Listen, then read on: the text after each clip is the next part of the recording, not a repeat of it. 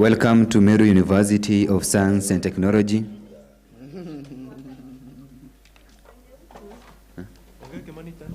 Welcome to Meru University of Science and Technology. Welcome to Meru University of Science and Technology.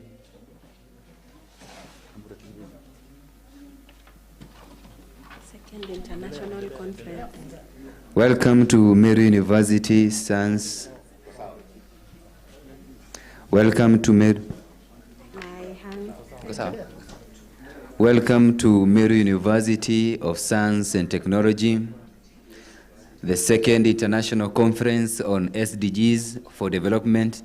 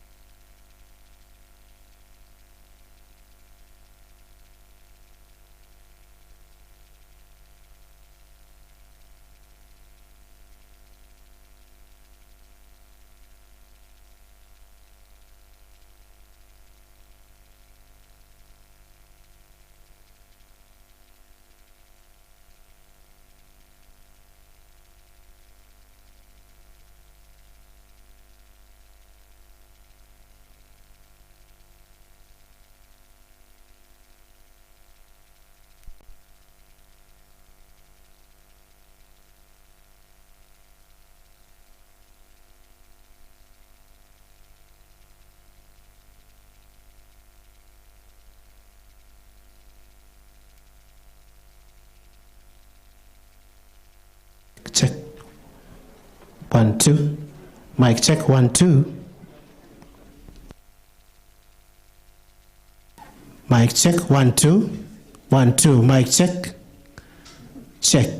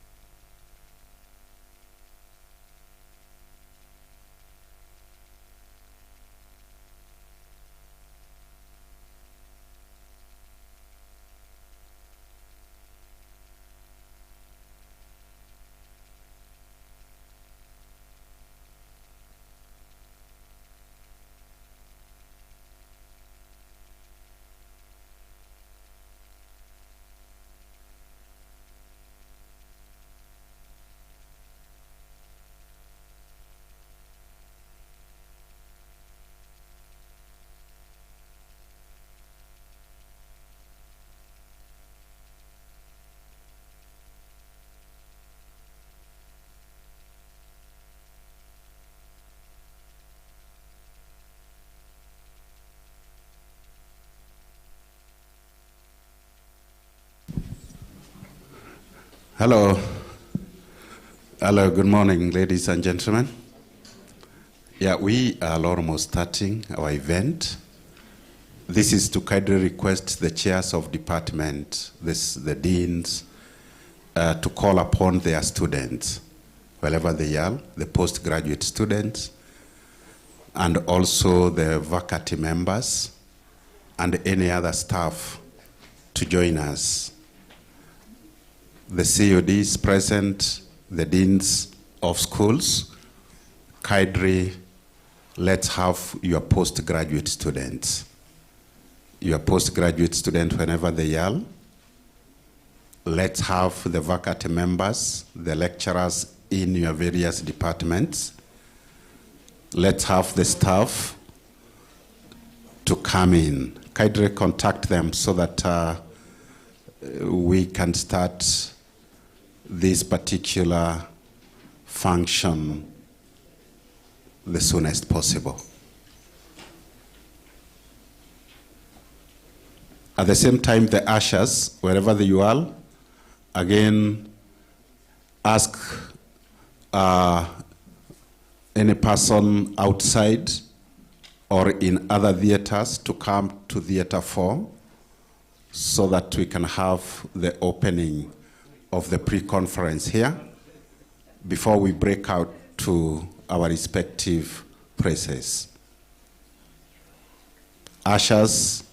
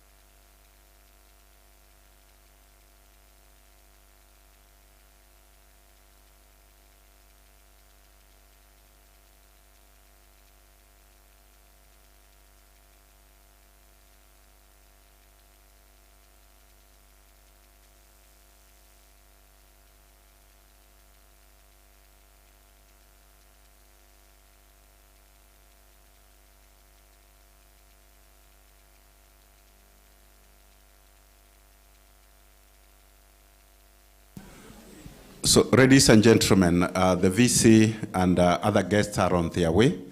So I'll really request the people seated up there. We have some empty seat in front here. Don't sit right at the back. We have space here. And we are still reminding the faculty members, the deans, the chairman of department to call and ask their postgraduate students to join us here. Remember, this pre-conference is actually a platform for postgraduate students. We also expect all the faculty members, the lecturers in the various schools, to join us. We are starting in a very short while. Ushers, please, when people come in, show them where to sit so that we can occupy the chairs from the front, so that those who will join us later can actually have seats at the back. So ushers, please.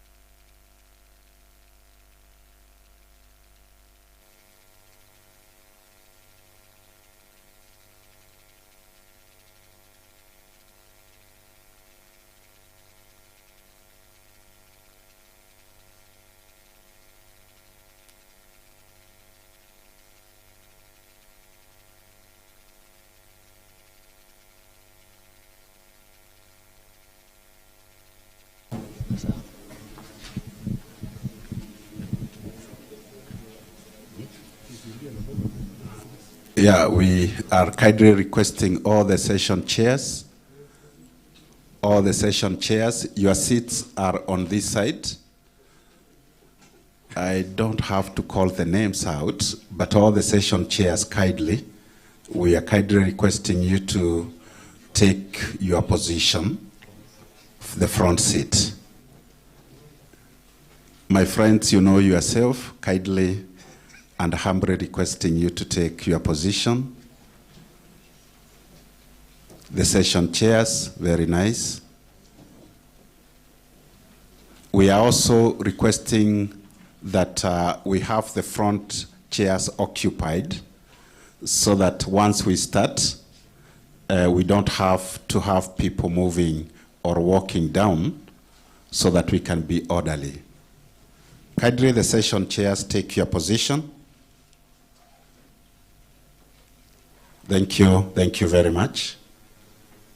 The session chairs, we have your seats reserved.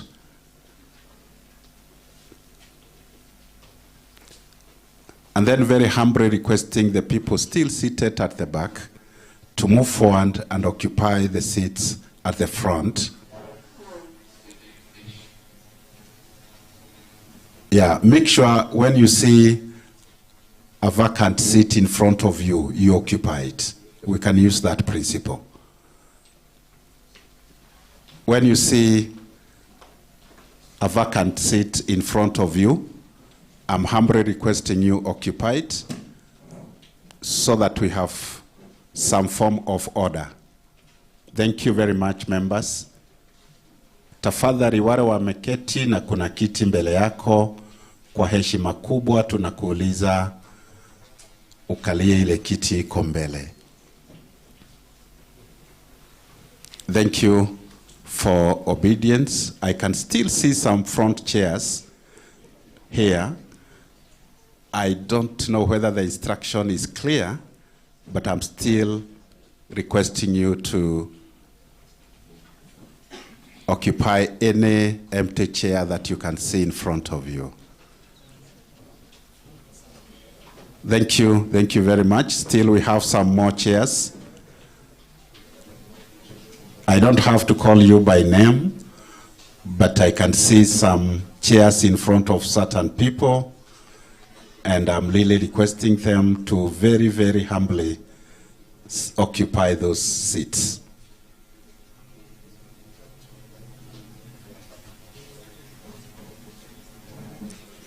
Ushers, ensure that when people come in, you show them where to sit so that we can occupy the chairs at the front before we fill the one at the back. Kindly members, the ones who with seats still, my chairman, yes, thank you very much, thank you. I didn't want to mention the name. Yeah, the other chair, I can see some 3 chairs somewhere. I'm really requesting them to just to go right at the right place so that the ones behind you can also find a place to sit. Kindly, very humbly, kwa heshima kubwa, tafadhali. Thank you very much. Thank you very much. The one now at the back can occupy the ones that have been vacated so that we can have some order.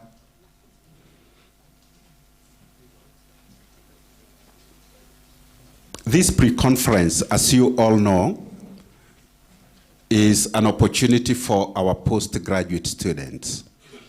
The postgraduate students, our supervisors, and therefore I'm still reminding the deans and the chairs of department that using whatever means, please inform your postgraduate students whether they are presenting or not presenting, that this is their day and we expect them to be seated here.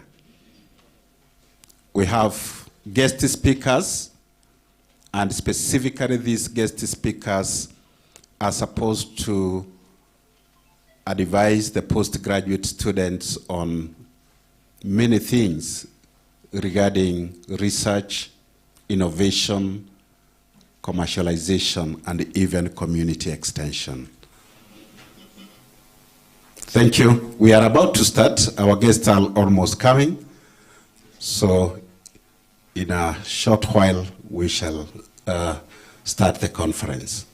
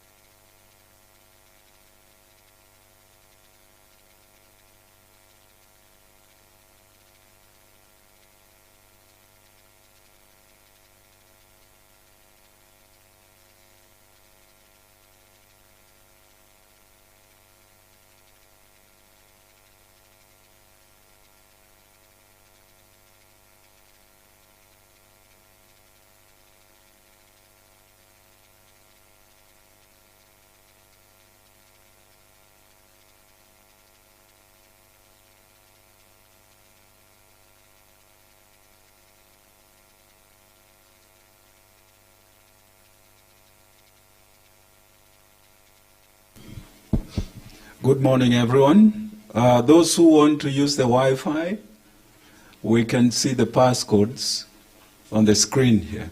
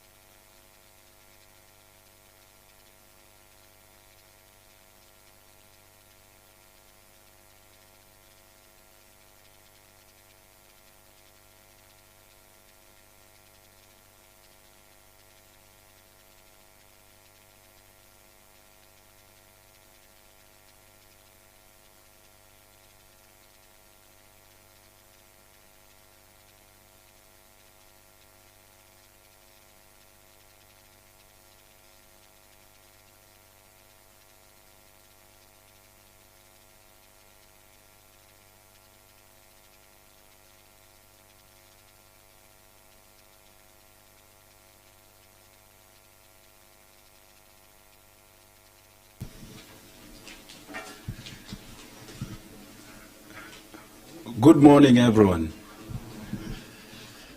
So let us all remain upstanding for the national anthem.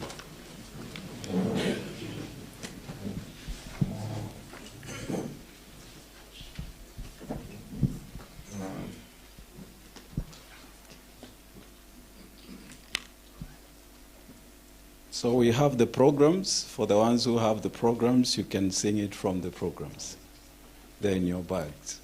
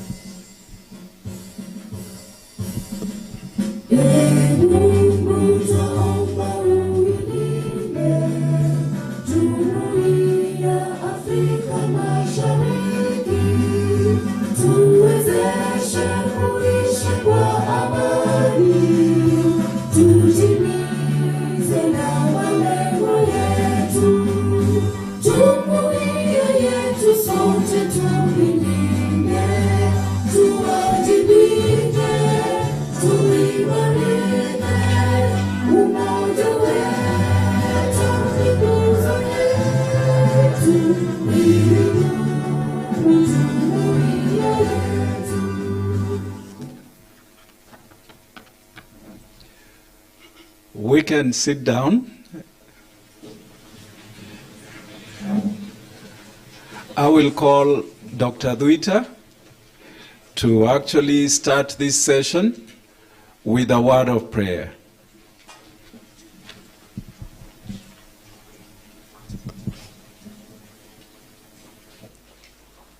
Good morning, everybody. My name's Dr. John Duita. I'm the Dean, School of Agriculture and Food Science, and I'm really excited about the starting of this conference. I'm sure you share the same excitement. We look forward to a wonderful time of sharing. But as with everything, we want to start with prayer, and I want to read a verse from Proverbs 11:25. It says, "A generous person will prosper. Whoever refreshes others will be refreshed." Let's pray. Our Father and God, we come before you this morning. We want to thank you for gathering us, all of us from different places, to come for this conference. And Lord, as we begin this meeting, this first day of the pre-conference, we want to remember what your word says, that a generous person will prosper, and he who refreshes others will himself be refreshed. Lord, as we share work that has been done over many months, many years, as the presenters generously share their insights, and Lord, everyone else interacts with them, asking questions, interrogating the findings and the recommendations that are being made, Lord, we want to pray that this will be an atmosphere of free sharing of information that is going to be useful to advance the scientific agenda of this university and of this nation. And so we commit ourselves to you, Lord, and we pray that you will bless us at the beginning of the meeting, you will bless us throughout the 3 days of the conference, and that the outputs will be great for the university and for this nation. In Jesus' name we pray. Amen. Amen. Thank you very much, Dr. Duita, for that prayer.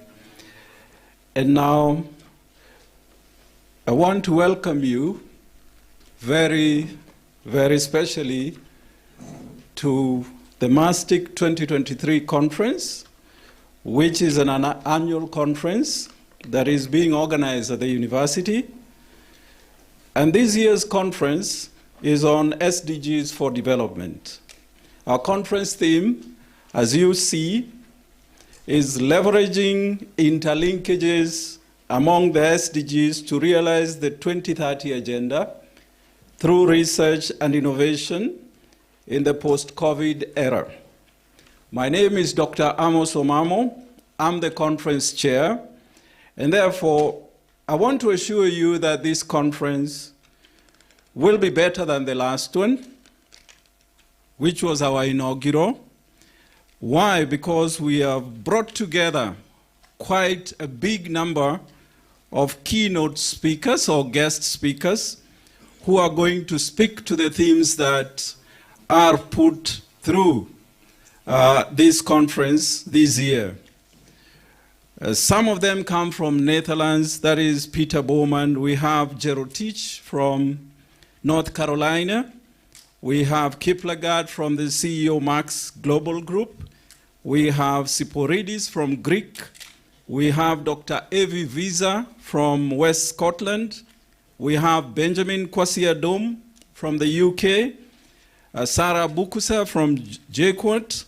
Shashank Bishnoi from India, IIT, Monica Maishomo from Calro, Jessica Itaka from Mount Kenya, Takeshi Kurokura from Japan, and our keynote today, Matthew Goring, the ambassador de France, Nairobi. We have Professor Muthoni Masinde from Central University, Free State, South Africa, Tony Omonza, CEO, Kenya, Midhika Mzalendo, CEO, Pakja, the Daystar University VC, Laba Nairo, Simone Anderson from Sweden, Sarah Johnson from Stanford, but Revivo in Kenya, Professor Noni MacDonald from Dalhousie, Canada, Professor Bartolucci from Dalhousie, Canada, Professor Mugendi, Deputy Vice Chancellor Machakos, Victoria Welsing, Professor from University of Cincinnati, and our visiting Professor Caroline Kobia from Mississippi State University.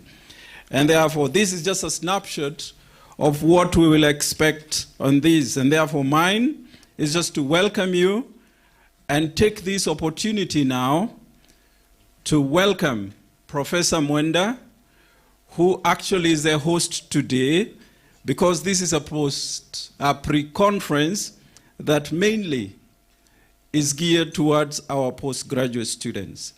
So, Professor Mwenda.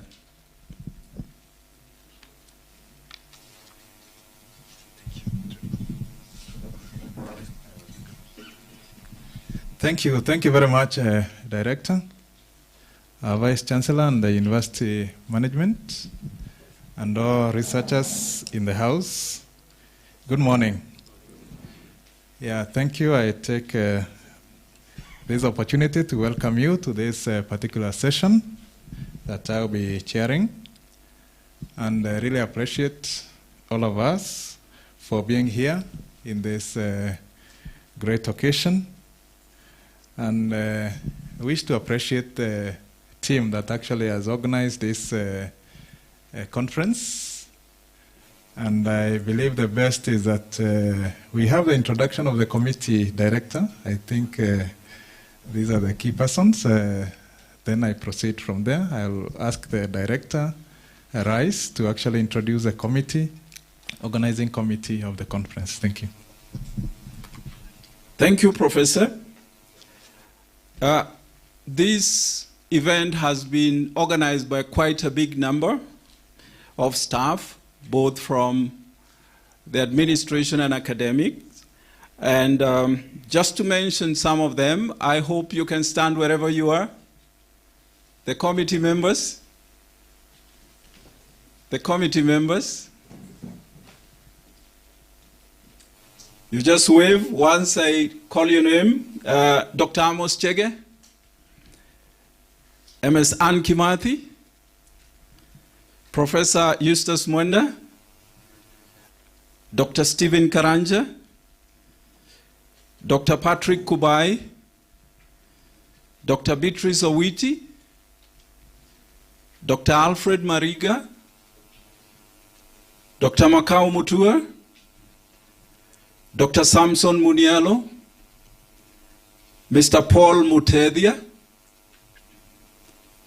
Joyce Mwencha, Dr. Lillian Moria, Mr. Franco Mutua, Mr. Richard Kaimenyi, MS Mary Gasheri, MS Elizabeth Karemi, Mr. Alfred Njeru, MS Ruth Gibendi,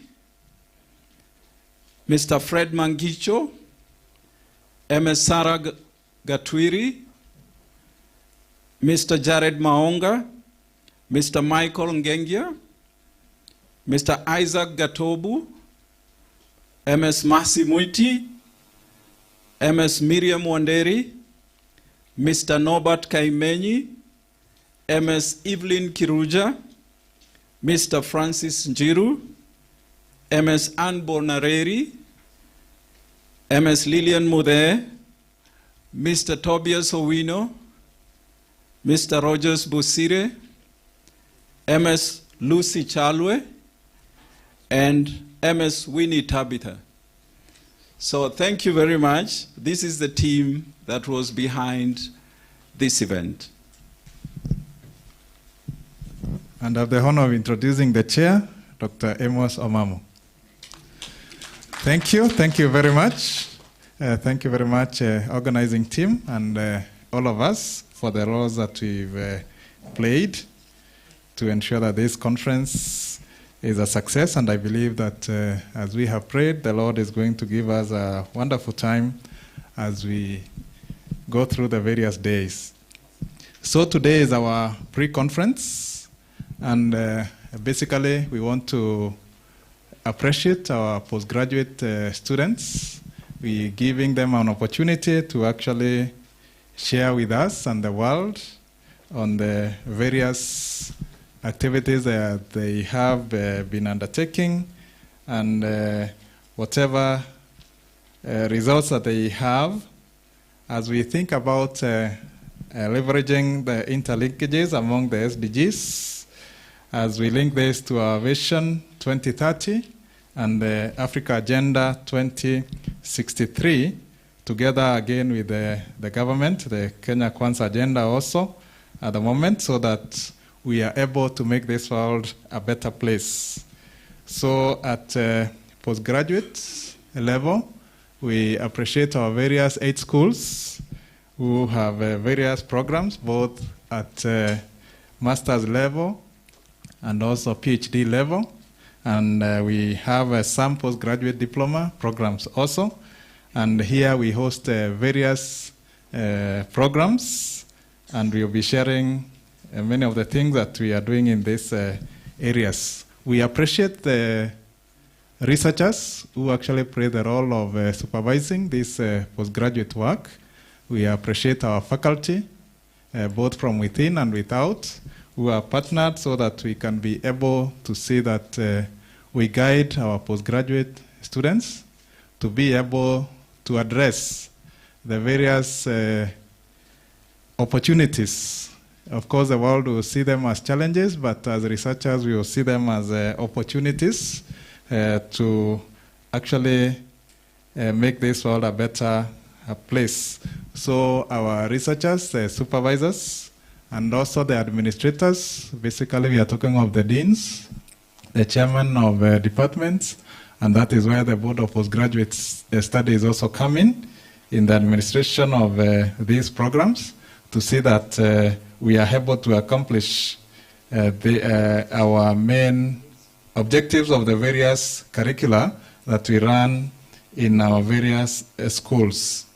So we have been able to adhere to the various sub-themes that we have in the conference, and we'll be sharing this in 4 different venues, and basically the 4 theaters, as we have shared in the programs. Our distribution will be in the 4 theaters, so that in the theater 4 where we are, we'll be addressing The theme on business, economy, and society, the challenges in the post-pandemic era, and also water, sanitation, and hygiene. These ones will be hosted in this theater here. In Theater 1, we'll be addressing the theme on climate change, adaptation, mitigation, and resilience. And we'll also be addressing the theme on agriculture, food security, safety, and biosecurity. In the theater number 2, and our chairs are here to guide us through that, accompanied by the rapporteurs who will be working hand in hand with them. In the theater 2, we'll be having the sub-theme of reimagining pure and applied sciences for the post-pandemic future. And we'll also be addressing the theme on disruptive technologies for sustainability in the circular economy. In Theater 3, we will be addressing the themes on education for sustainable development for the world in the time and beyond pandemics, and also the theme on health interventions for global pandemics through innovation.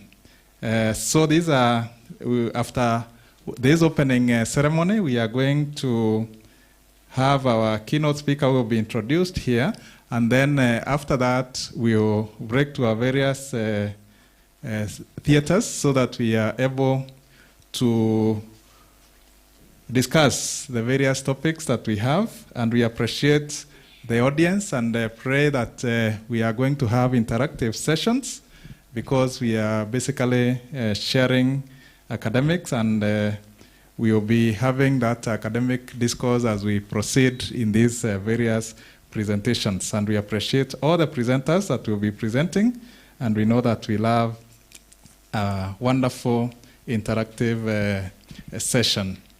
So at this point, I want to invite the Registrar, Academic and Student Affairs, Dr. Stephen Karanja, who is going to guide us through this session. So Dr. Karanja, welcome to the floor. Thank you. Thank you. Thank you very much, Professor Mwenda, the UMB members, the session chairs, our students, our faculty. Good morning once again. I believe this is actually a very crucial event, especially for us academicians, because this is where we have an opportunity to showcase our scholarly findings, a free environment to share our research, our innovations, and more particular, the first day where we give our postgraduate a chance to make their presentation, their proposals, their articles that they have published or not published, and even the supervisors getting an opportunity maybe to get inputs from other peers on the various research that they are supervising. So we thank God because this is the second time we are here. Certainly we want to grow this further. We want to grow this further. The VC this time we have 80 postgraduate students that are presenting today. We have grown from the first one, and we are certainly looking at every postgraduate student to be having a chance to make a presentation. Now, before we start roaring the events of the day, ladies and gentlemen, allow me to invite our director in charge of quality assurance and career services to make a short presentation before we start the event of the day. Dr. Marete, karibu.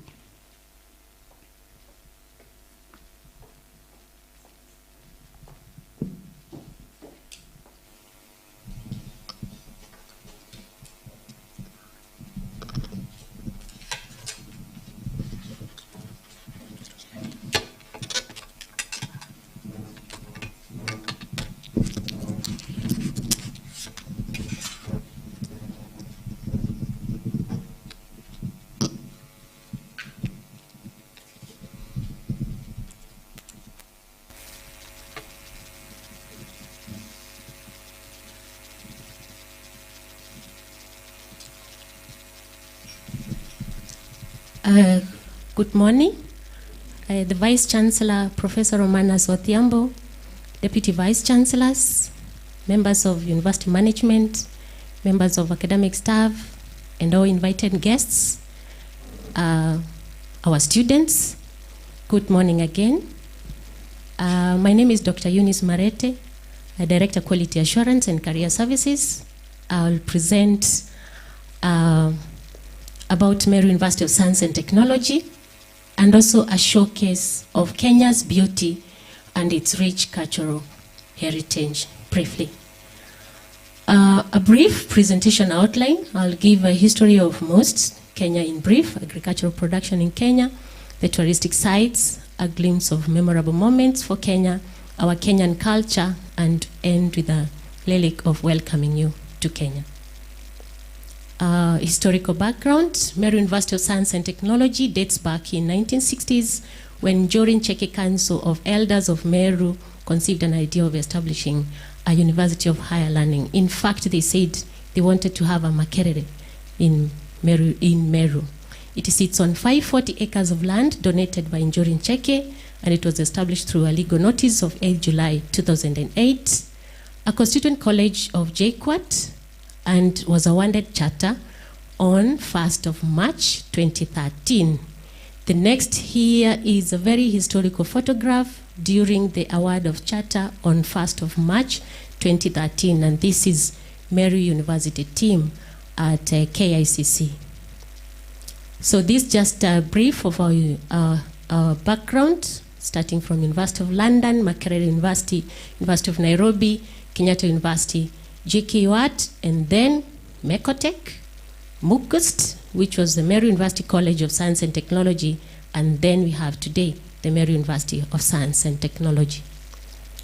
Our geographical location, we sit right at the center of the country, and on a very beautiful, bright day, you would see the Mount Kenya just behind the administration block 1.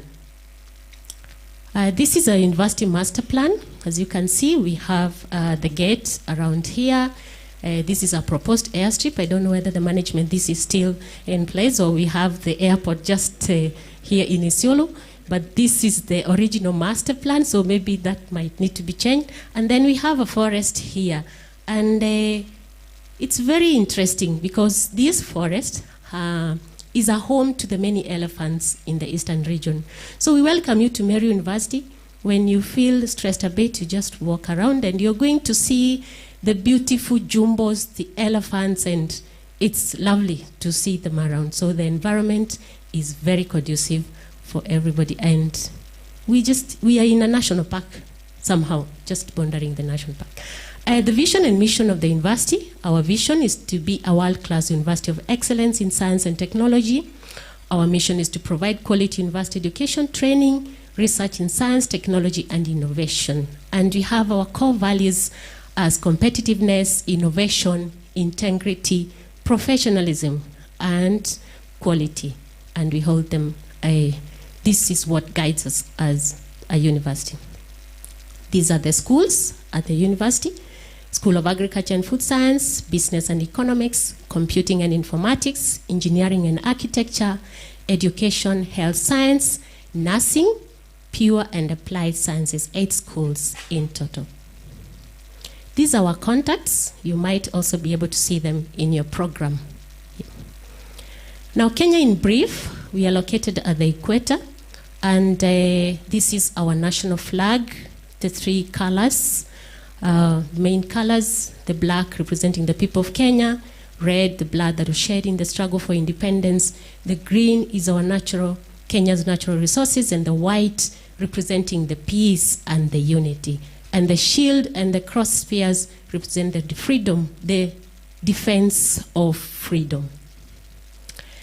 Now, Kenya is in East Africa, lies along the Indian Ocean, bordered by Somalia on the northeast, Ethiopia on the northwest, Uganda on the west, and Tanzania to the south. I was privileged today, I sat next to our neighbor, one of our speakers from Tanzania, Dr. Seni from Tanzania, so he's our neighbor, so I was privileged to sit next to him there. It has 47 counties as units of devolved government. Our Kenya's journey education system, we have the 7423, that was the initial system.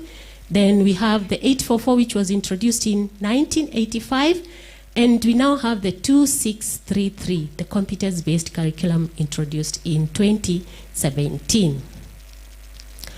And to bring you to Kenya, from the world to Kenya, and of course from Kenya to the world, we have the Kenya Airways, that is the pride of Africa, and we'll assure you a safe landing back to Kenya and to wherever you're flying from. And just to show you this, we celebrate KQ pilot Ruth Karauri. Last year there was a storm that was ranging in Europe, Storm Eunice, and Captain Ruth Karauri landed KQ 787 at Heathrow Airport, skillfully, amazing landing. Should be able to see that Kenya Airways landing at the Heathrow Airport.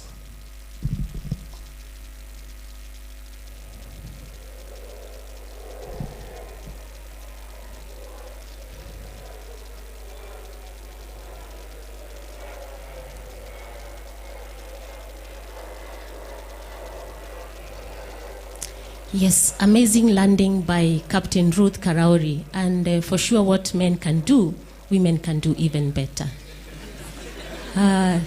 These are the cities of Kenya. We have Nairobi, Mombasa, Kisumu, and the latest city is Nakuru. Our agricultural production, agriculture dominates Kenyan economy. The main food crops is the maize, the wheat, the legumes, the potatoes, the millet, the cassava, bananas, sorghum, and fruits. And we also have the cash crops, which include the tea, coffee, sisal, wheat, pyrethrum, and cotton. Next, we have our second largest source of foreign exchange is the tourism. We have plenty to offer in terms of tourism, very many touristic sites. And we also have a climate that is pleasant, weather conditions all year round. In fact, we can say that we have summer throughout the year.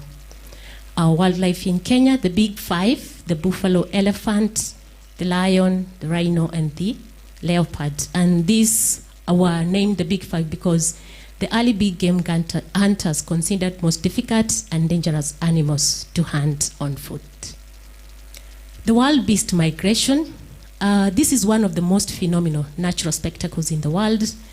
The annual movement of millions of wild beasts, that is from the Masai Mara to the Serengeti, and again from the Serengeti to the Masai Mara. In fact, the president of Tanzania one time said, we need to be good neighbors because the wild beasts conceive in Kenya, they are born in Tanzania.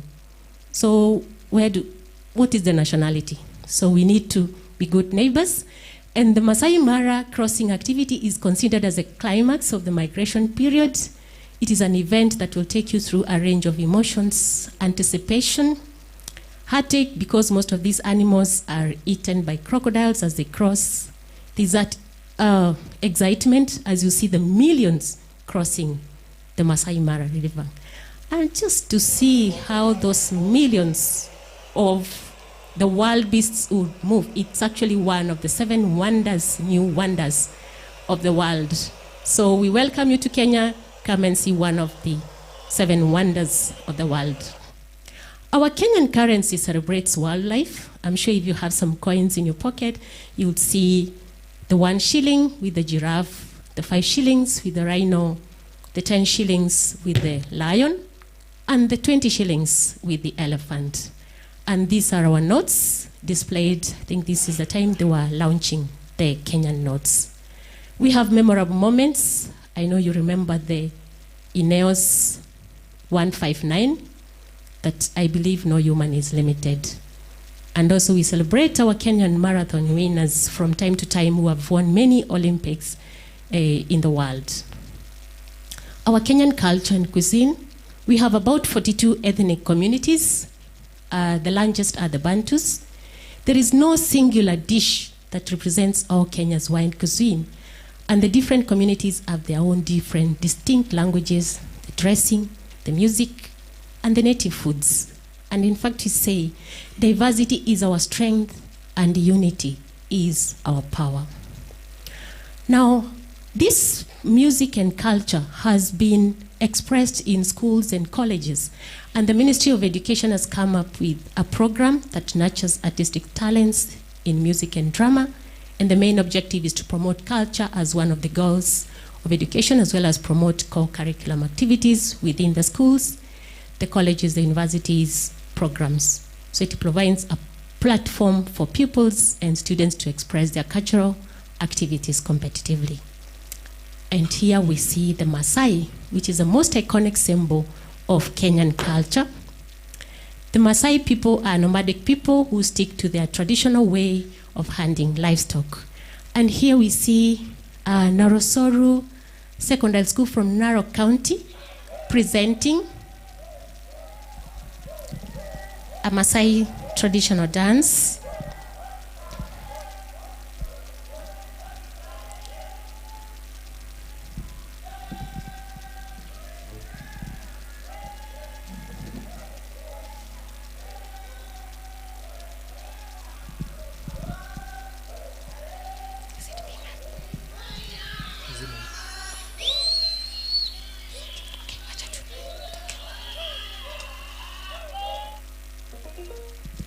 Okay, that is the Maasai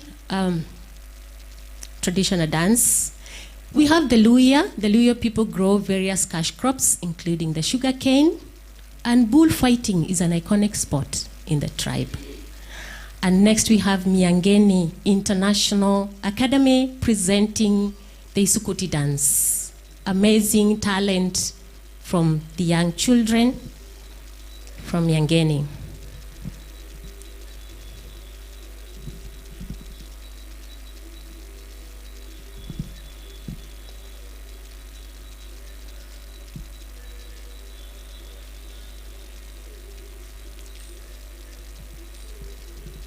With a lot of energy and passion, and I'm sure that music has taken even many Kenyans to great heights. And we celebrate our children in the various schools who participate in this drama and music festivals.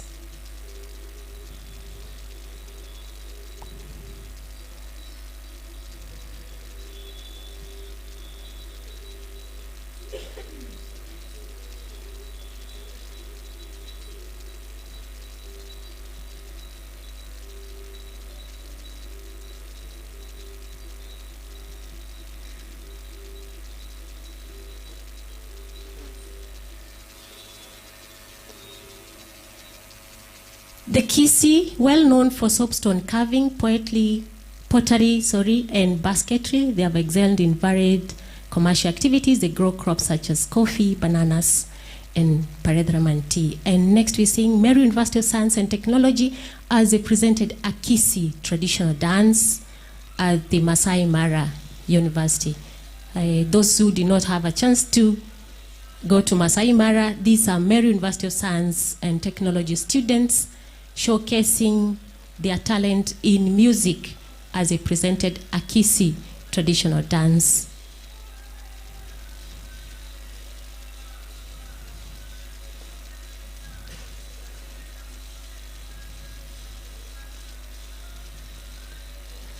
Amazing talent as well, and we support them and nurture that talent. The Kikuyu, this is the tribe that resides in the central highlands of Mount Kenya that is good for production of coffee and tea. And here next we see the Mount Kenya University students presenting a Momboko Kikuyu dance.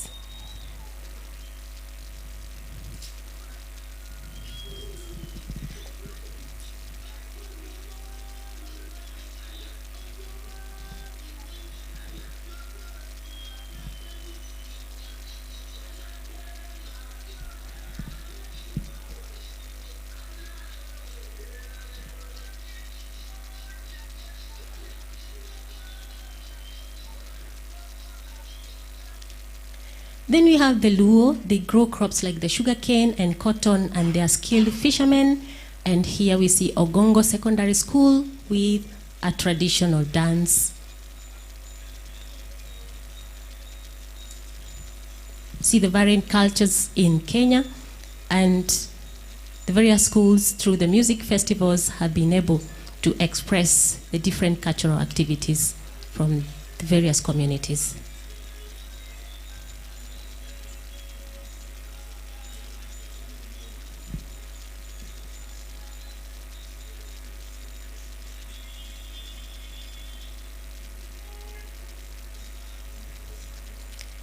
Then we have the Kalenjin. The tribe is renowned for its excellent record in multiple athletic competitions.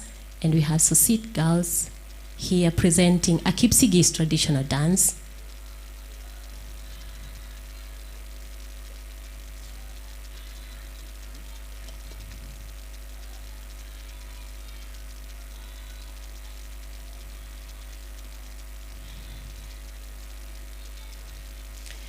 Thank you. Just to teach you a few words of Kiswahili.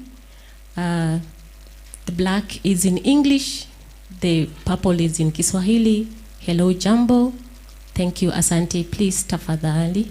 How are you? Habari gani? Goodbye, kwaheri. Water, maji. See you later. Tutaonana Tuesday, Jumanne. Nice to meet you. Nafurahi kukuona. And as I end, I wish to welcome all of you to Kenya. We say Kenya hakuna matata.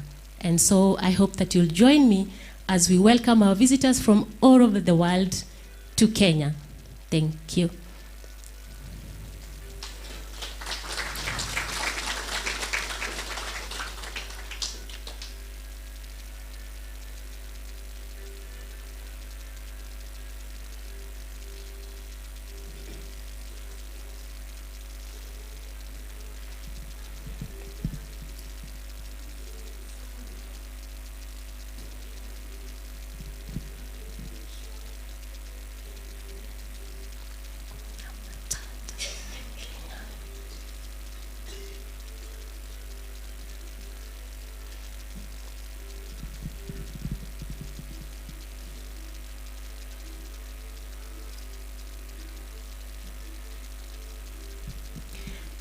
Thank you very much. I now wish to thank all of you and thank you for listening and welcome you to Kenya. Welcome to Meru University of Science and Technology. Thank you.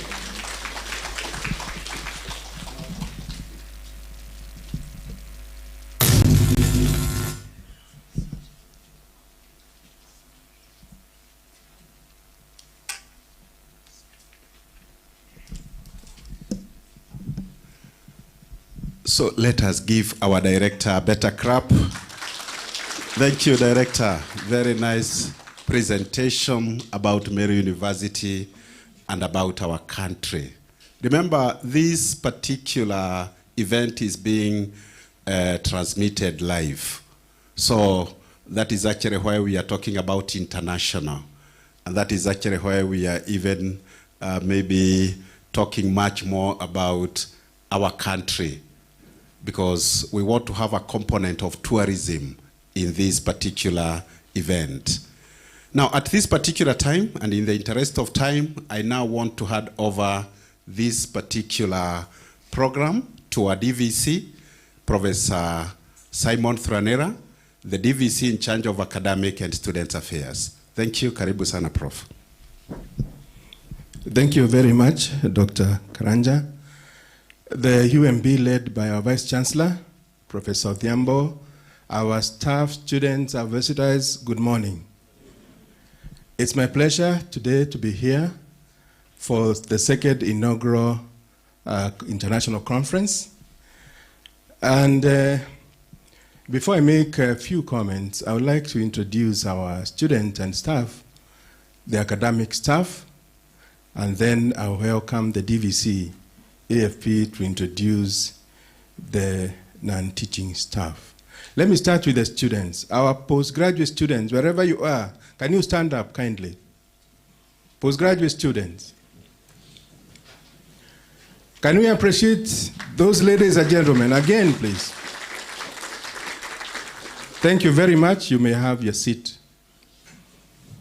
Our Vice Chancellor, you heard we have a total of 80 of our postgraduate students. Can I have the members of the academic stand, kindly, academic staff. Let's appreciate that team. Sit down. May I request the deans of the school to remain standing? Kindly, deans.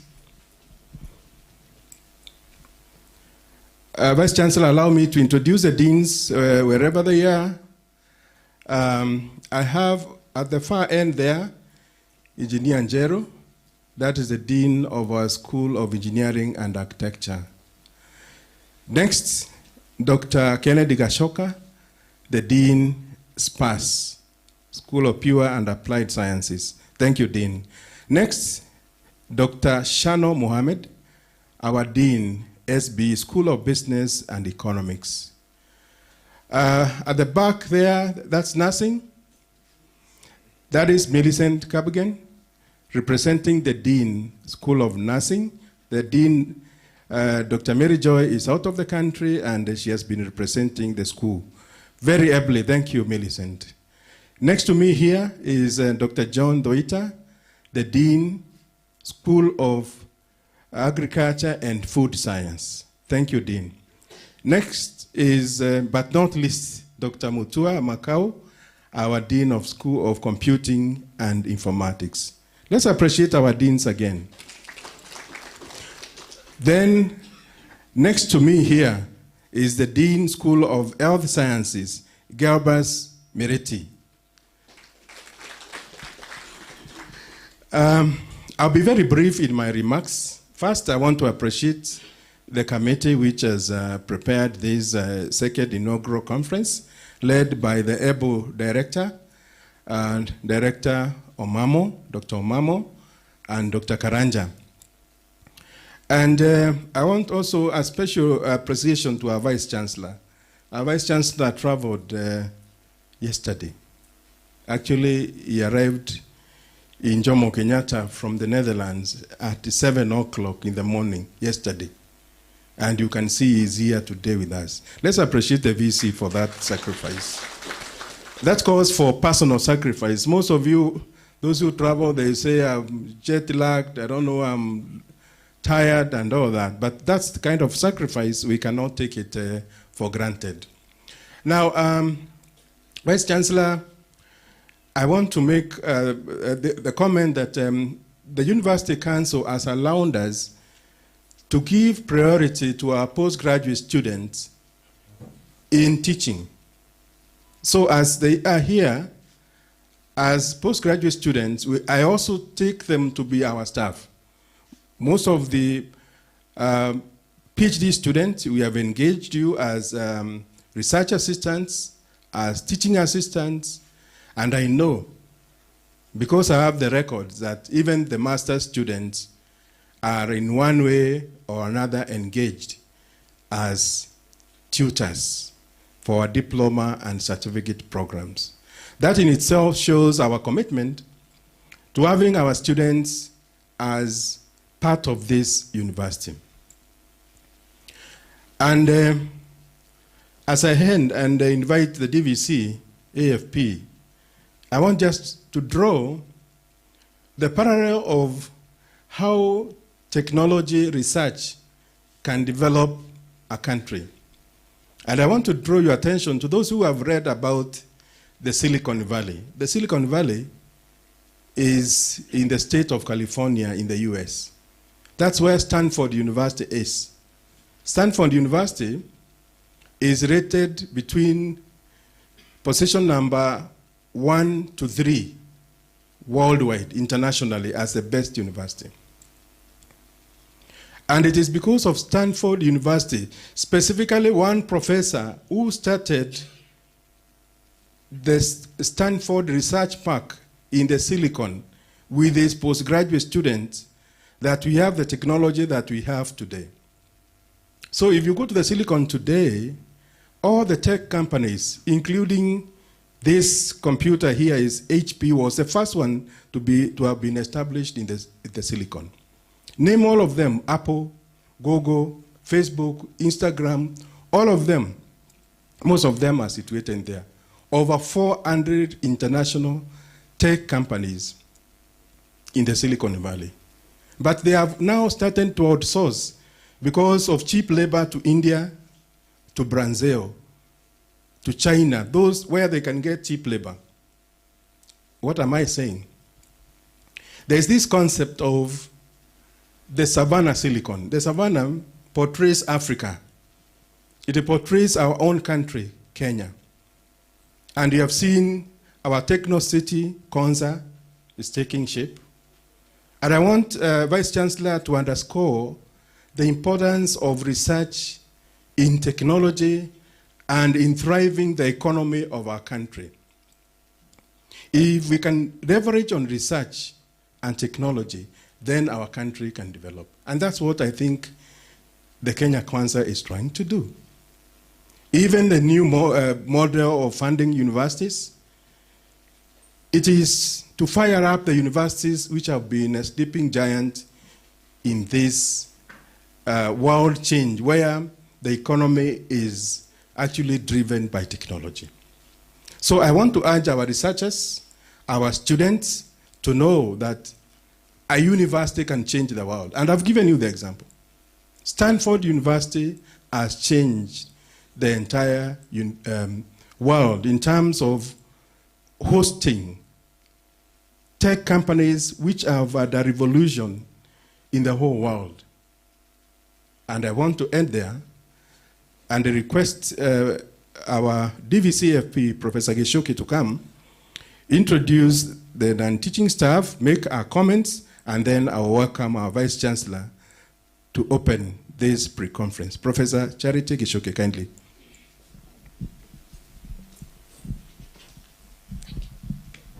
Good morning, ladies and gentlemen, VC, Management Board, Deans, Directors, and Chairman of Department. It's a great pleasure to stand in front of you in this first day of our second international conference.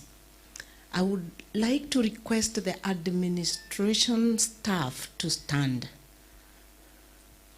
Well, we are more than that. You know, all the deans and directors.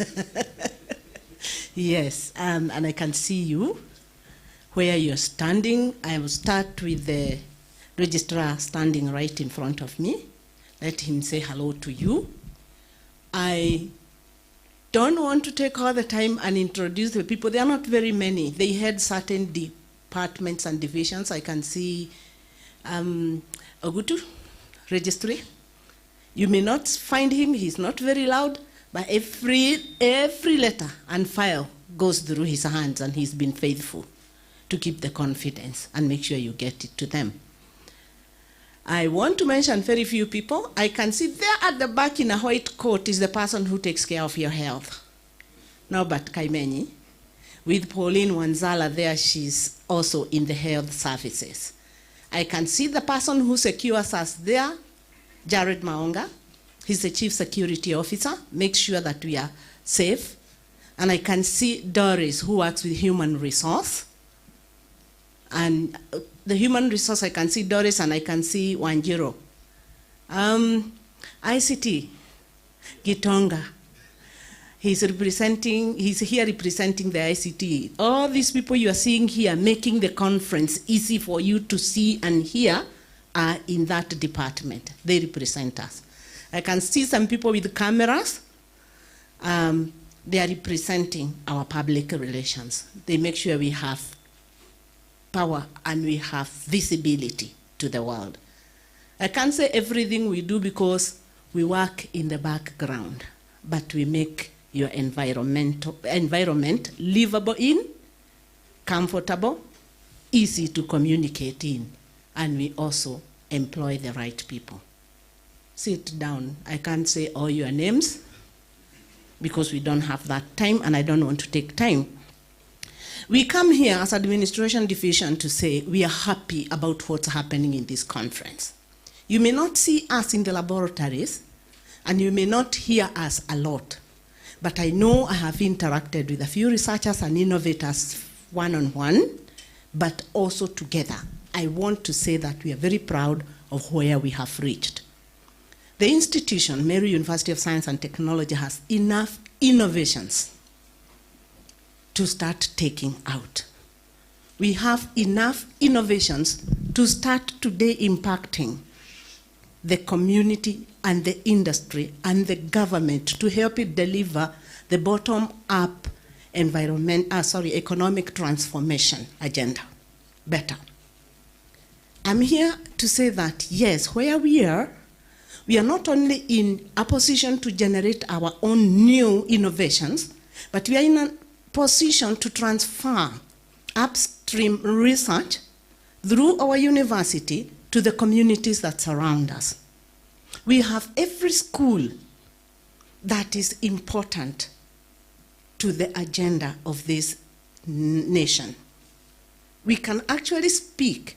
We can take the innovations from our own generation or transfer innovations from upstream research, even from abroad because of our networks, to touch and speak to the economy of this nation. Do not be afraid to go to the community. We are, all of us, the students, the staff, the administrative staff as well. We are in a position to change the economy in which we live.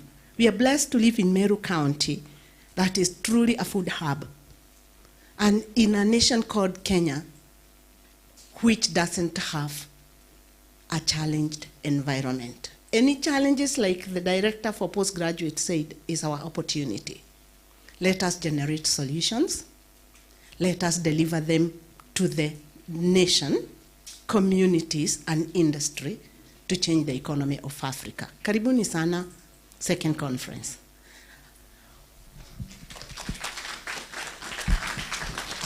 Let's appreciate the DVC again. Now it's my pleasure to welcome the Vice Chancellor. Maybe you can stretch a little and stand. Tusimame kidogo. We can sit now after stretching. Vice Chancellor, karibu sana. Thank you.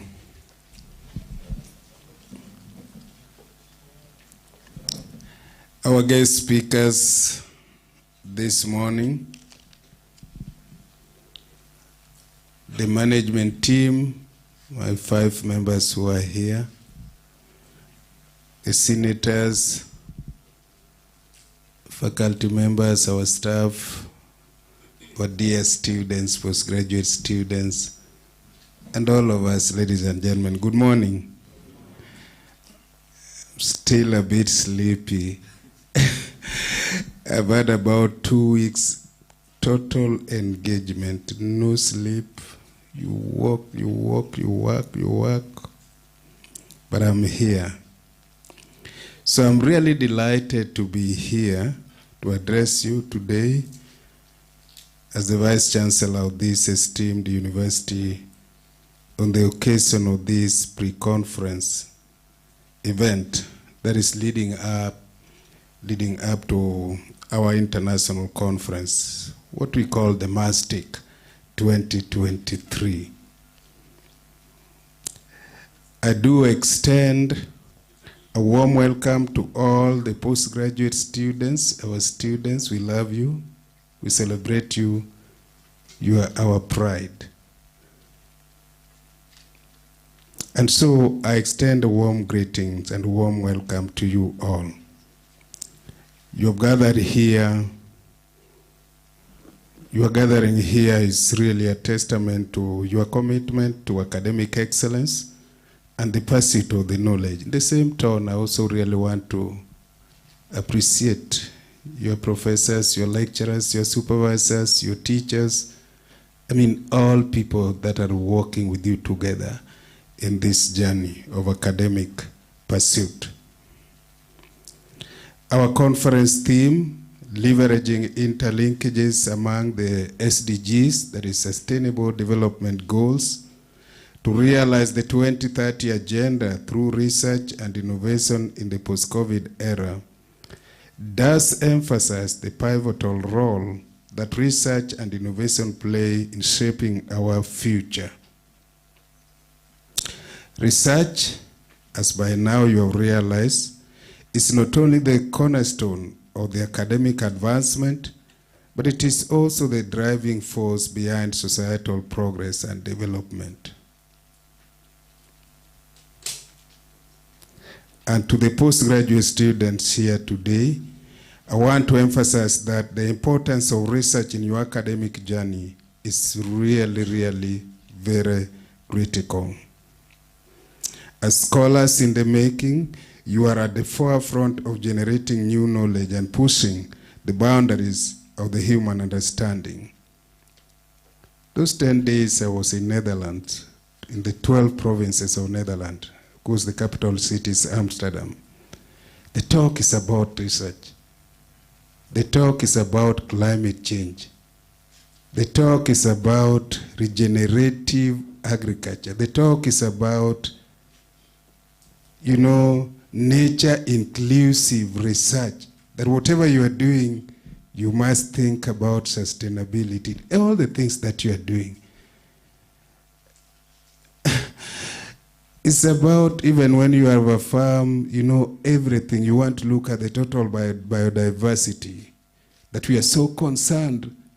We want to go back to the Garden of Eden. Those of you who read the Bible, where we started, everything was there. Kila kitu. Nobody was endangered. It's only one person who felt lonely there, and God had to act again. But that's where we are all going back to. Regenerative activities, nature inclusive research, food security, climate smart research that will ensure that we don't exhaust everything that we have. And the future of that is you, the students. Yes.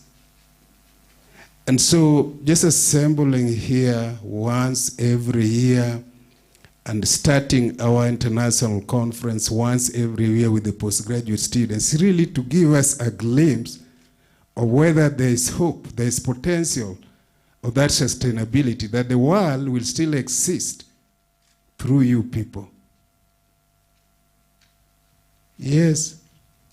Those who are in agriculture, I know for fertilizers, and our good president, Dr. William Samoei Ruto, has been giving us fertilizers. Here we can still consume NPK. Am I talking something, Dean Sir? Outside there, nobody wants to hear N in the fertilizers because of sustainability. Here, we can still use, is it Roundup? I'm just a mathematician. Nikifanya makosa tafadhali muforgive. Outside there, huwezi tumia Roundup. Yeah. Na hizo vitu zingine, my good friend, I don't know whether he's here, my Ted, are you here? I saw you while I was in one of the university presenting. The small dam you are showing us, that's the way to go. That with little water, here, when we don't have rain for, is it 3 months, 4 months, we complain.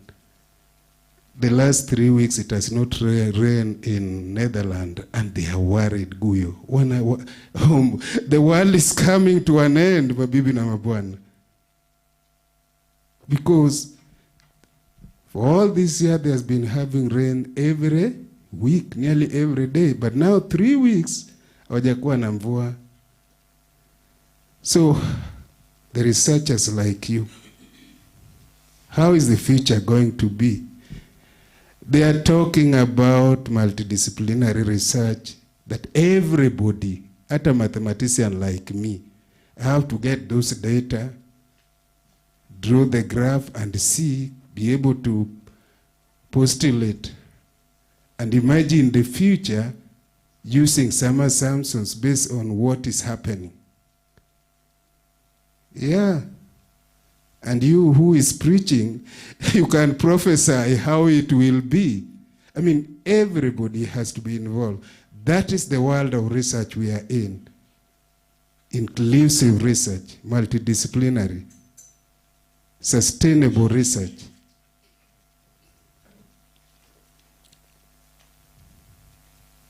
Circular research. that what I've used now can still go around and still be used. That's where we are, my students, and it is very important that every year we sit and have a dialogue and talk about this. So research offers you a unique opportunity to develop critical thinking skills, hone your analytical abilities, and cultivate a deep sense of intellectual curiosity. It allows you to question existing paradigms, challenges assumptions, and seek innovative solutions to complex problems. It allows you to postulate hypotheses, research questions, and also collect data and answer those hypotheses. Through research, you have the power to make a meaningful impact, not only within the walls of academia, but also in addressing real-world challenges. So it's not just for fun, that whatever we do needs to answer to the societal problems. And that's why in this university, we are talking of RISE agenda. So research, innovations, commercialization, and extension. And extension here is really answering the question, what is it there for me? And me is the community. So when you are doing your research, dear students and fellow colleagues who are here, that RISE agenda is very important. How is it going to fit in this new ecosystem of sustainability? Kama unafanya research in agriculture, how is it coming? Kama unafanya research in education, how is it addressing those SDGs? You know, all this is very important. And so we have to have a critical mind. We have to have an open mind. And also be ready to rise up to the challenges that we have. Sometimes you'll find your professors telling you this work is not right. It's not, ever go back, go to the field again. I saw one, I had about 7 PhDs last year, and one of the defenses I attended in Jomo Kenyatta, one student had to go back to the field, and she cried. 5 of them graduated. She cried. But you see, that is the essence, that is the protocol, that's the procedure of research. So sometimes you get something, it's not working, and your professors and your peers tell you, please go back again and take it positively. When you pass it, you celebrate it. So those are things you need to really get. Moreover, research equips you with the invaluable skills that extend beyond the realm of academia. The ability to gather, analyze, and interpret data, the ability to think critically and creatively, and the ability to communicate your findings effectively are skills that are highly sought after in various professional fields. And for you postgraduate students, you must disseminate your results in conferences like this, but very importantly also in peer-reviewed journals. And before you submit your journal, your paper in any journal, check whether that journal is credible. Na ni rahisi sana, Just try to Google predatory journal and check kama hiyo yako is in that list. You can even check now in your phone if you know any journals. Just check Google predatory journals. It will tell you, hii mahali ambapo napeleka hii karatasi si nzuri. And I don't think you want to be a student, somebody with a PhD or a master's whose papers can only be found in fake journals. Yeah, we want you to publish in Nature, we want you to publish in good journals so that we become R1 University. Research Level 1 University. But some of you, when you are told, you argue like, kumbe wewe ulisoma wapi? Please be ready to be corrected. Be ready. You know, in mathematics where I am, we have a saying that if you're a professor in Kenya, in calculus, Professor Mwenda, it's not just professor of calculus in Chiru. Tukienda hiyo mahali ulikuwa unasema ni wapi? California. Still a professor there.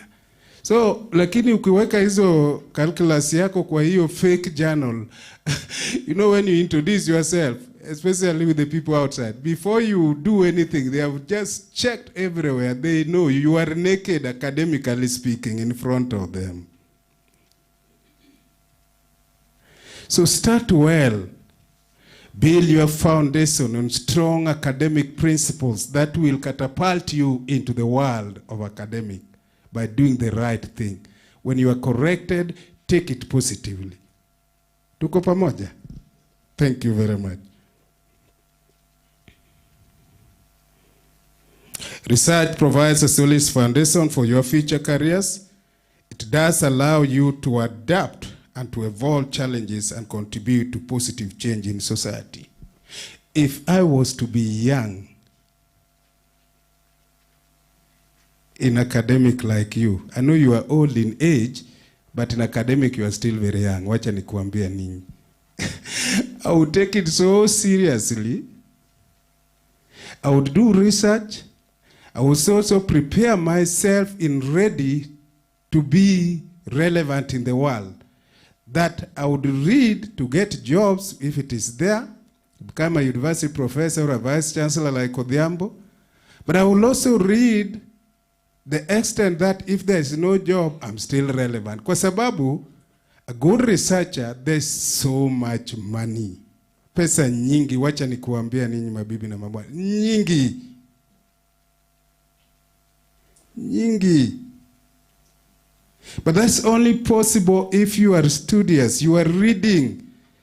The problem I have with our Kenyan academics and you, the young researchers who are coming, is that unakuja unasoma tu, alafu jioni unakimbia, unaenda kwa socialize, I don't want to say where you are, unaenda kulala, when you are supposed to be thinking seriously. Packaging yourself to know how to write fundable research proposals so that you can get money. Build your own lab. Yes, create your own startups based on the knowledge that you have acquired through RISE agenda that you have now gained in mass. That is not going to come easily. If you are just behaving like your neighbor, ye kitu anaona ni ng'ombe yake, shamba yake, then socializing perhaps over a bottle of beer. I've never drank one, don't misunderstand me. Or you drive your car and you are under siege on the weekend taking a bit of Meru. I've never tasted one, again, don't misunderstand me. And those other things. When you are supposed to sit somewhere and really meditate and write something that will bring new knowledge and transform this world. So what's the difference between you and those people who the best they have is perhaps Form 4, perhaps just the first degree, here amefika? There has to be a difference between you, a graduate student, and any other person. In fact, you should be better than your professor. Yeah. Yeah. That calls for commitment. That calls for serious time that you spend with your books, you spend in your laboratory, you spend, you know, discussing with your peers like the way we are here, checking what is it that we have to do. The world has become a living lab, a new term you can also Google. That you cannot live alone. At you any chemist, doing master in chemist. You require a physicist, you require an engineer, you require a mathematician like me, you require a sociologist, everybody. A living lab And that is going to create a difference between you, our student in maths, and other people. At MAST, we recognize the transformative power of research, and we are committed to fostering a vibrant research culture. We provide state-of-the-art facilities such as our science laboratories and engineering workshops, access to cutting-edge technologies such as the low-cost clay-based cement, smart irrigation system, competence network for e-inclusion and assistive technology, camel milk and meat research, among many other innovations. And then we want to, I've talked about regenerative agriculture, I've talked about nature-inclusive research, I've talked about circular economy, you know, living lab issues. These are open things for you. And we have got no time, ladies and gentlemen, to waste. We have no time. No time. Even my academics who are here, we have no time. Wacha nikuambia mimi nini. No time. So we really have to be serious about this. We also provide a supportive ecosystem that encourages collaborations and interdisciplinary exchange. The world today, usika wewe peke yako, ati wewe ni you are a midwifery expert. So wewe unakaa tu Murungi, my friend, unaandika proposal peke yako. Hakuna mtu atasupport wewe. I've said your research is a living lab, horizontally and vertically and 360. Kila mtu, hata huyu jamaa ambaye hajasoma, lazima get involved.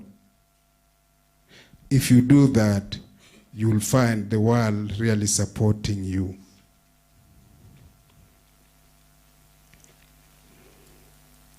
Our faculty members, who are leading experts in their respective fields, are dedicated to mentoring you, the students, and guiding you in your research endeavors. Work with them. Najua, you have to learn how to work with your supervisors. And the supervisors also how to motivate your students. If they give you their work, look at it on time and get it back to them. Do the students also respond and be available? This culture, I still remember, I was one student in my master's class, but I was being taught by 8 to 9 people. And nilikonda mbaya, siku hizi naona mnanona to you guys. How do people really read? Really, Dr. Mamu, watu wanasoma namna gani? Unajua kuna masomo ambayo unasoma paka you don't get something, na wakati unaenda kulala around 1, 2, you see the results. Ni kama hao watu kama sisi ambao tangine tunaomba fasting. Hii fasting mnabla siku hizi. Unajua unaweza fast paka Mungu anaambia we hii itakuwa namna hii, hii itakuwa namna hii. Na mwili hakuna, lakini brain is sharp. Yes, lakini siku hizi mkiingia kwa master hapo na PhD, tumbo ndio hiyo. I'm talking as a professor about you guys. So now I wonder, do you really take it positively? I'm not abusing you, but take it positively. It has to be seen, it has to be felt, right? Yeah. It's very important, mabibi na mabwana.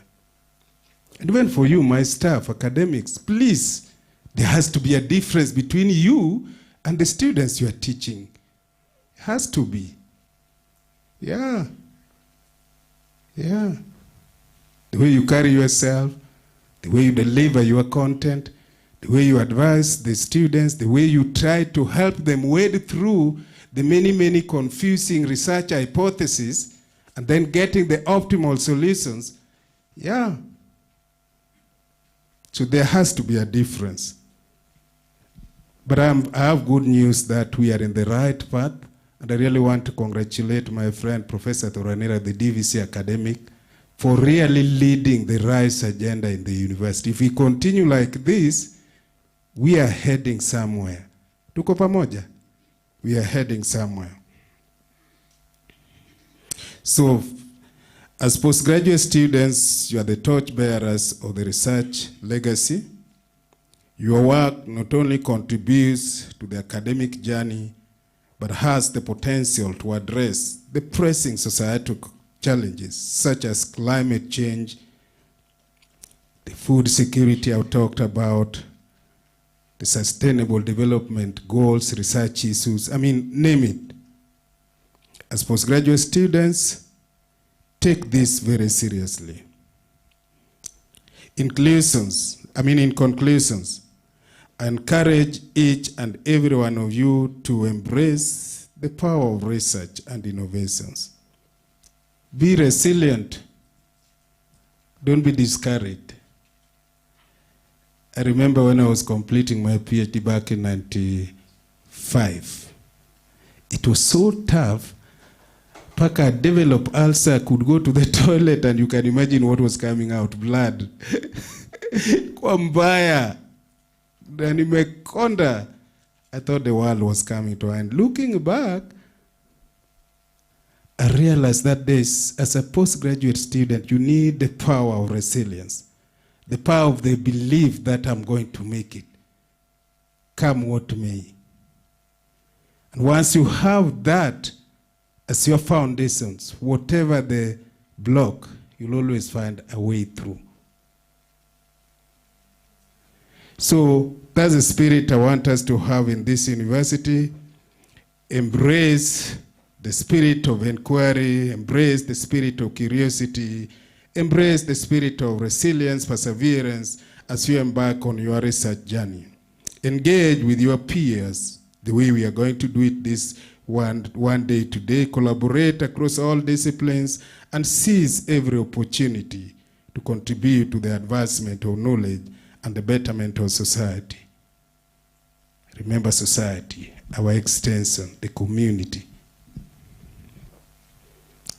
And don't be just an ordinary person. So kazi yako ukisapata PhD or masters,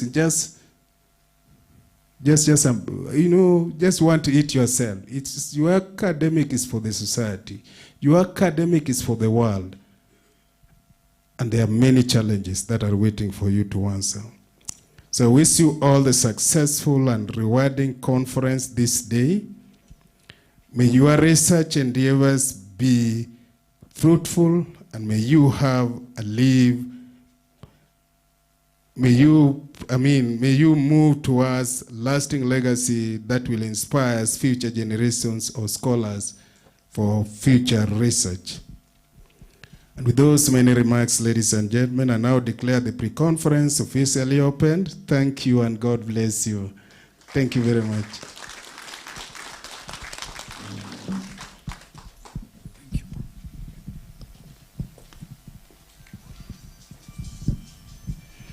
Thank you very much, Vice Chancellor, our DVCs, and on behalf of the postgraduate students, we take the advice, and we know that we are going to move forward for the better of this institution and the world at large.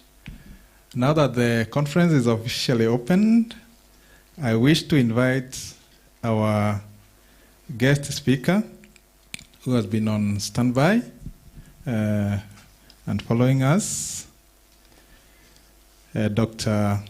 Matthew. I pronounce his name in the English version, from the Embassy of France. Dr. Matthew, is now my great pleasure to invite you to address this congregation as our guest speaker. Let us join hands together as we invite our guest speaker.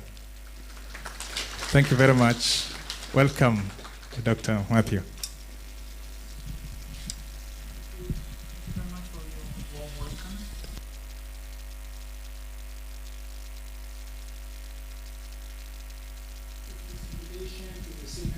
University of Science and Technology conference on SDGs for development.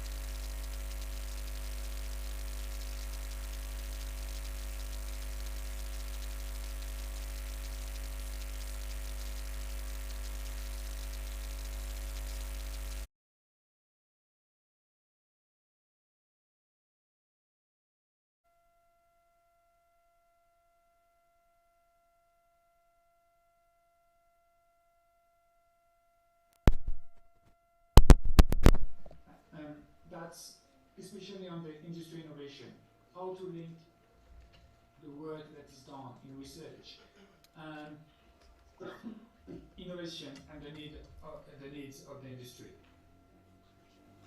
The 13 ones, climate action is very important because Kenya has to face a lot of challenges because of global warming. And so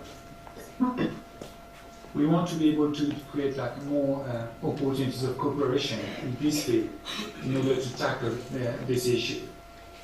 There's the 14th, life below water, 15th, life on land, and of course the 17th, partnership for the goals. In fact, when we look at the SDGs, they look like very different topics, but they shouldn't be approached as silos. All SDGs are intertwined. And when we look at research and innovation, it's very clear that we need to take into account the different synergies and cooperation that we have between different SDGs. I will give you a few examples of what we do and how it can actually support interlinkages between the different SDGs. Well, as representing the Embassy of France, probably as you know, the Embassy of France is providing some scholarships, mostly to improve capacities in universities and research centers. So those scholarships are targeting priority areas like science, technology, engineering, mathematics, or environmental sciences. Those priority areas have been designing during talk between the French government and the Kenyan government. But also, we are always taking into account the fifth SDGs, which means that half of the beneficiaries of our scholarships are female scholars. So, if there are young, bright women amongst you who would be willing to take into consideration those opportunities, will be welcome to answer to your queries. Next week we'll be launching engineering and science complex at the University of Meru. This complex actually is meant to bring together research, academia, and the needs of the industry in different areas, and in which environmental sciences and agriculture, for example, will be a key area of research.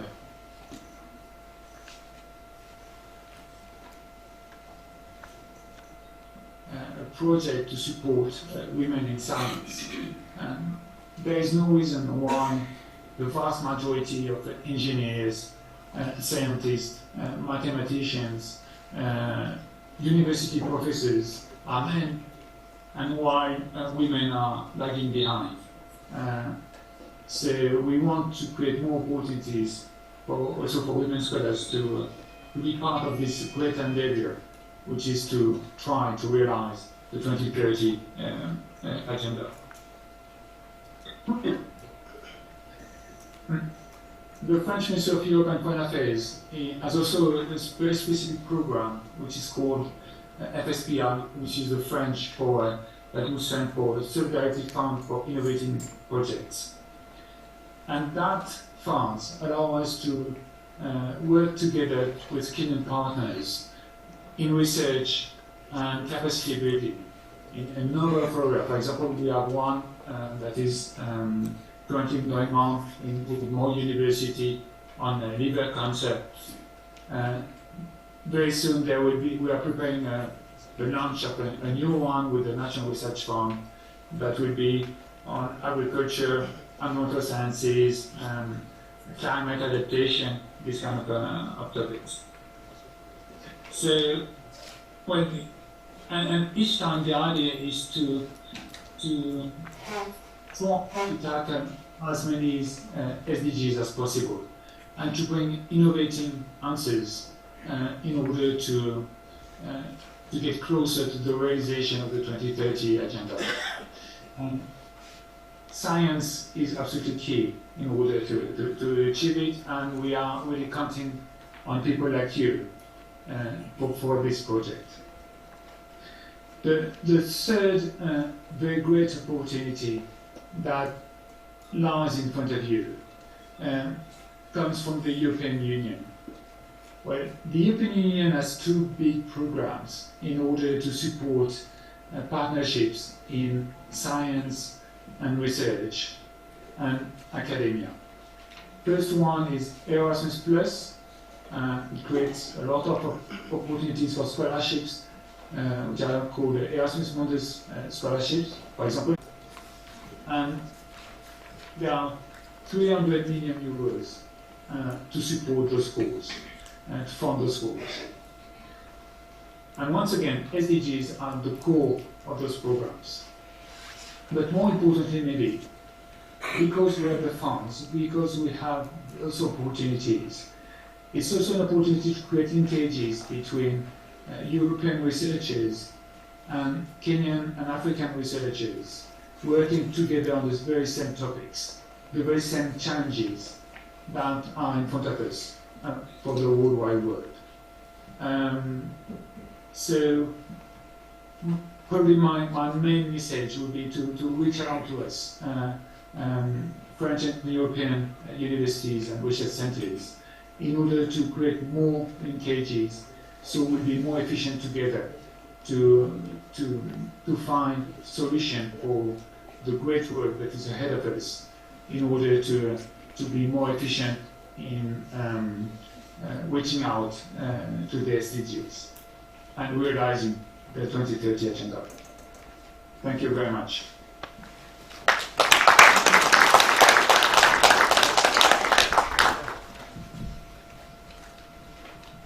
Thank you very much. We are glad for the nice presentation, and I wish to take a few questions from the congregation, which we will forward to you. So kindly, if we have some responses from the presentation that has been given, just please raise up your hand.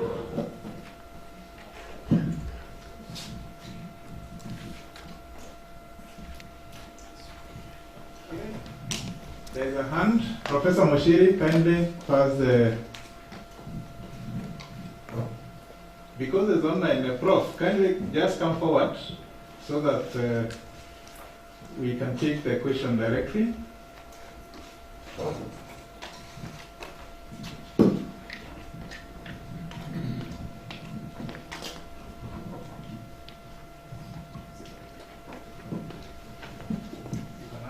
From this point. Thank you very much, Prof. And my question to Green is, you've talked about scholarship, and this second conference is about our postgraduate students.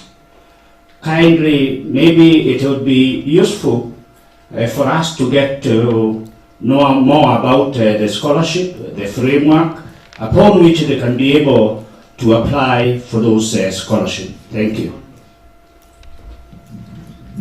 So those scholarships are actually mostly designed to support capacity building in universities in Kenya.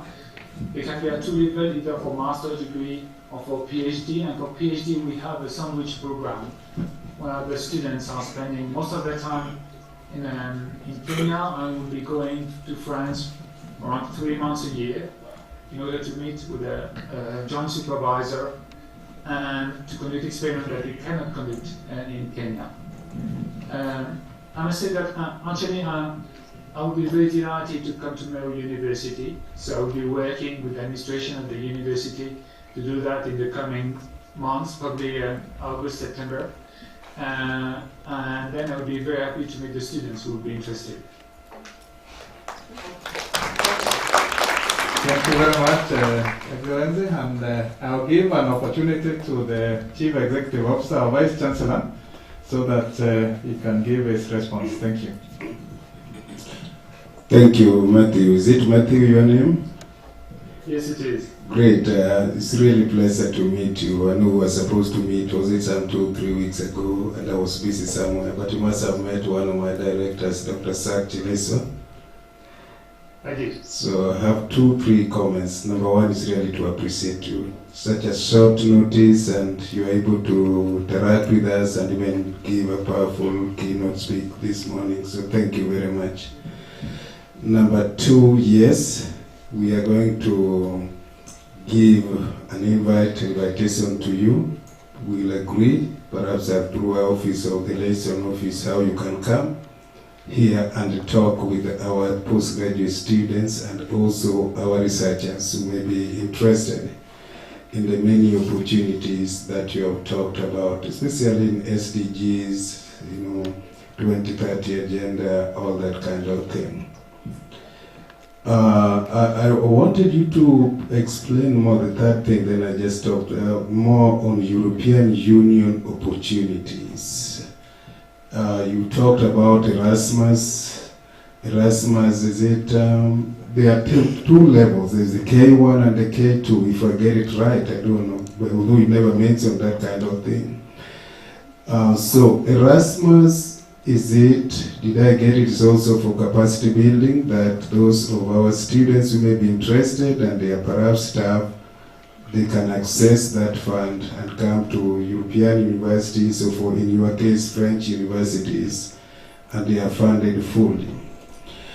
Or is it also for these my students who are already here full-time, but that we can write a proposal together with your staff in French institutions, universities back in France, and then we access these resources and they can support what we always, the key word nowadays is student mobility, staff mobility. I know you know this, I can't lecture you that more. And then the last one you talked about, maybe is it Horizon Europe, something like that, and European Union. What will it cost for my university really to participate? You are talking about having linkages perhaps with universities in Europe. In this particular case, maybe universities in France, and then maybe universities here. So is it that we have to build a consortium of universities between the north, south, south, north? And then, again, I was talking about a living lab when it comes to formation of consortium. You also have to look at it broadly. In this consortium, do we have to have quite a number of universities within Kenya, and then without Kenya but within Africa, and then now going to the north with the universities within France and also perhaps Spain and what have you? I want you to elaborate more on that. And then when is the call coming out? In Kenya we have a speech, let baby come. I think it should come immediately and we compete. Thank you very much. And thank you for your time. Asante. Asante, Professor. Well, regarding the Erasmus program, you're right. There are different cases, different areas. Probably the ones that are the most of use for your students and staff would be first the Erasmus Mundus Masters. So those are masters that are conducted in different universities in different European countries. So students will be traveling all over Europe. So they need to apply. There's a process. Most of the courses are between October and February, so that will be for the year after. Actually, if I come to Meru University, I could bring my colleague from Campus France, who has all the procedures, and she will be able to explain everything to students who are interested. The second one, you're right, is on staff and student mobility between a partner university in Europe and a partner university in Kenya. So Erasmus mobility programs are not very difficult actually to get. The third one that is really of interest, well, those are pretty big programs. The maximum funding can be €1 million per program. And you need, as you're right, Chancellor, you need a consortium of at least 2 European universities and at least 2 universities in partners countries, which means 2 universities in Kenya, but it can also be a university in Uganda and a university in Kenya.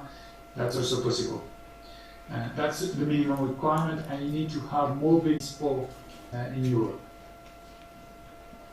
The other one is Horizon Europe. Horizon Europe is about research.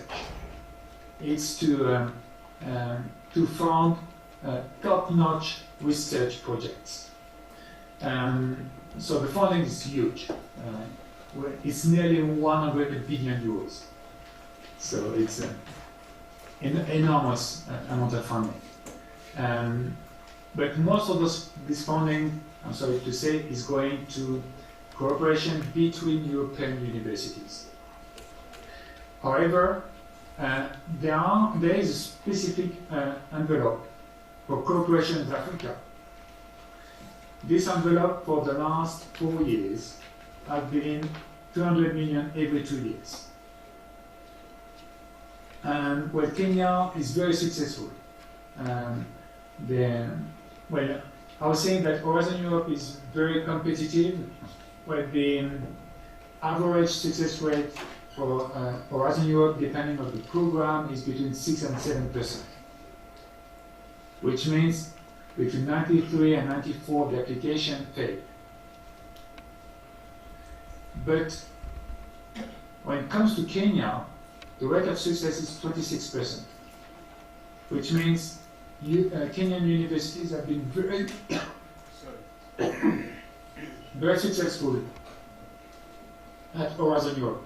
So it's really like a chance to get funding for research projects and also to link with European partners. When the calls are published all along the year. So there are actually calls going on right now, and there will be new ones published probably in the weeks to come, in the months to come, so you need to check their website regularly. There is a program which is called Access, which gives information on the calls that are published with them now on Erasmus Plus and Horizon Europe. But I would really urge you to browse the net and look at their websites, and maybe to have someone dedicated at the university who would be checking for the calls that could be of interest for Meru University.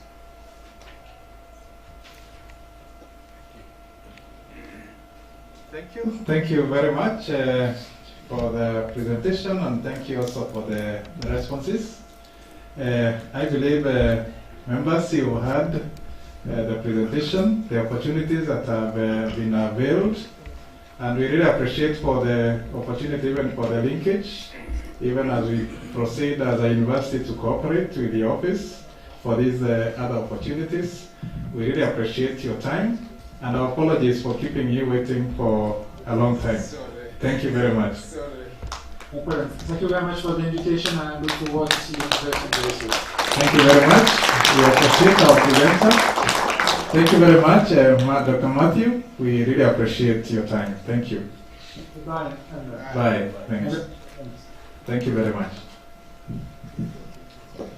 So thank you very much. We thank our presenter, and we thank our VC and members. I believe we have been keen to listen to the opportunities that have been presented during this presentation.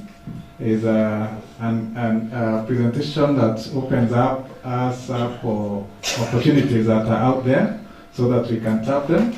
And I'm really happy because of even the chance he has given to come to the university and collaborate. I know that out of this we are going to have great opportunities. And when we are called upon, kindly respond so that we can have more interactions.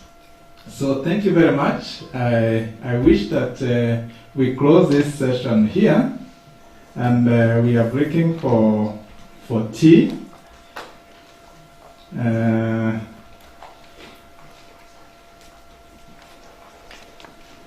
We are breaking for tea, and then we'll go to the various breakouts. I read earlier how we are going to move. It's also in our programs, so that we will have 4 breakout sessions in Theatre 1, Theatre 2, Theatre 3, and Theatre 4.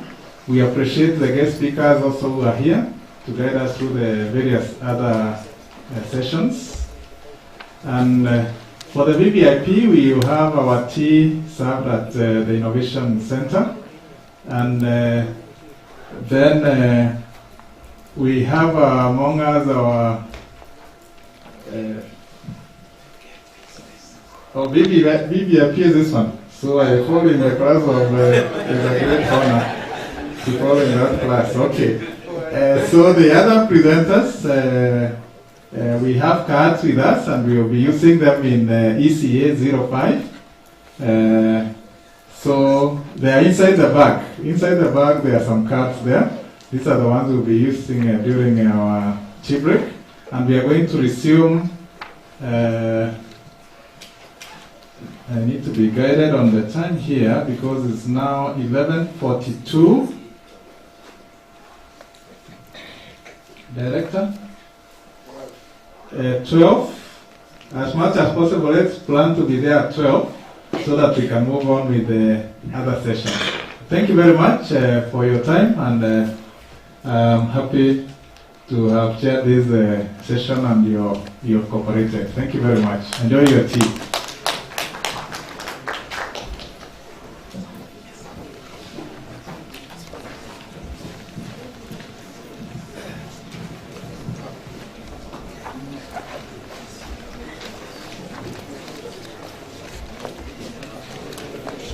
So please, after tea, unless you are in Theatre 4, the ones in Theatre 4, the ones who are going to come here, the others we are going to progress to the various other theatres, Theatre 1, 2, 3, 4, as indicated on the program. Thank you.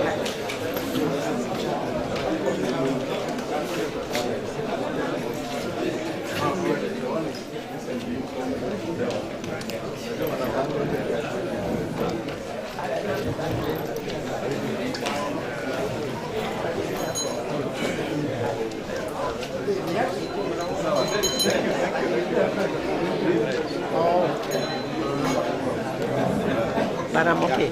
Yeah, sure. You get one.